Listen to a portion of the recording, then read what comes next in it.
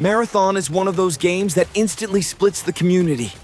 Some players look at it and say, "Wow, that's a genuinely unique visual style." Others think it looks like Fortnite for people who believe they're too cool to play Fortnite. Some call it a fast, refreshing extraction shooter that fills a niche the genre desperately needs. Others say it's just a desperate attempt to chase trends, and that it might even be the downfall of Bungie. So after spending about 50 hours with the game, I want to explain why, despite all the criticism leading up to release, Marathon is currently sitting at around 88% positive reviews on Steam. And I'll say it right away, I'm actually having a lot of fun with it, even with all its problems. One of the first things that really stands out is the setting. It's eerie, strange, and genuinely unique. But before we get into that, we need a quick history lesson, because a lot of people probably don't know this.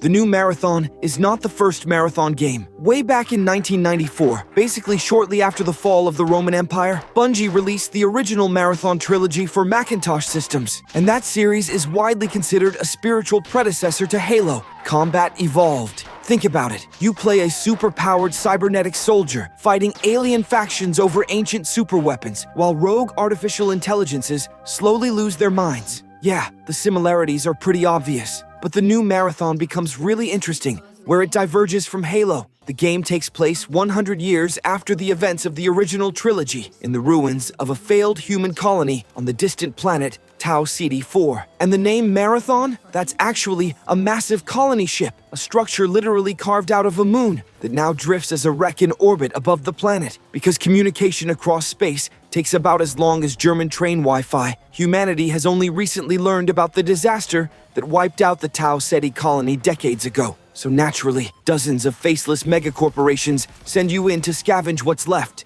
You know, classic extraction shooter stuff. The twist is that Tau Ceti-4 has become so hostile that a normal human would survive there for maybe 5 minutes before their head literally explodes. So instead of going down yourself, you upload your consciousness and transfer it into synthetic bodies called shells, essentially cybernetic avatars designed to survive the environment. And those shells are apparently spun by giant silkworm-like organisms. Yes, it's weird. Your mind now belongs to a corporation.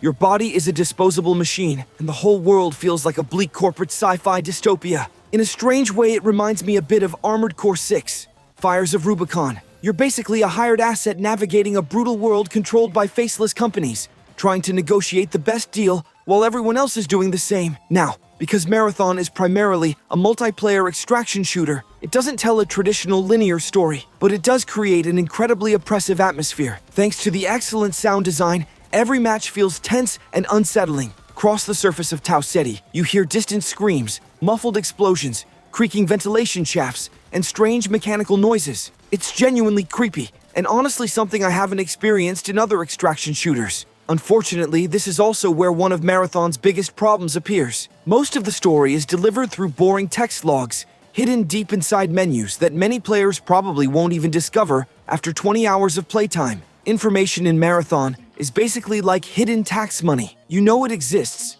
but nobody knows where it actually is. The user interface is rough, the menus are confusing, and that's coming from someone who has suffered through the menu systems of modern Battlefield and Call of Duty games. Even after dozens of hours, you'll occasionally find yourself thinking, wait, how do I get back to the faction upgrades again? And where exactly was the Battle Pass menu? Finding your objectives inside a match isn't always intuitive either. You can't just hover over the quest log. You often have to dig through multiple sub-objectives just to understand where you're supposed to go. And that's especially rough in a game that already has a steep learning curve thanks to its unusual art style and mechanics. You need to learn what every item does, how the weapons differ, which loot is valuable, and what each shell ability actually provides. And in an extraction shooter, clarity is everything. You need to process huge amounts of information extremely quickly, because if you hesitate too long while looting, someone will shoot you in the back. Marathon doesn't make that learning process easy. In fact, the game's onboarding really is a marathon in itself. If you enjoyed the video, make sure to leave a like and subscribe for more gaming content. Big hugs!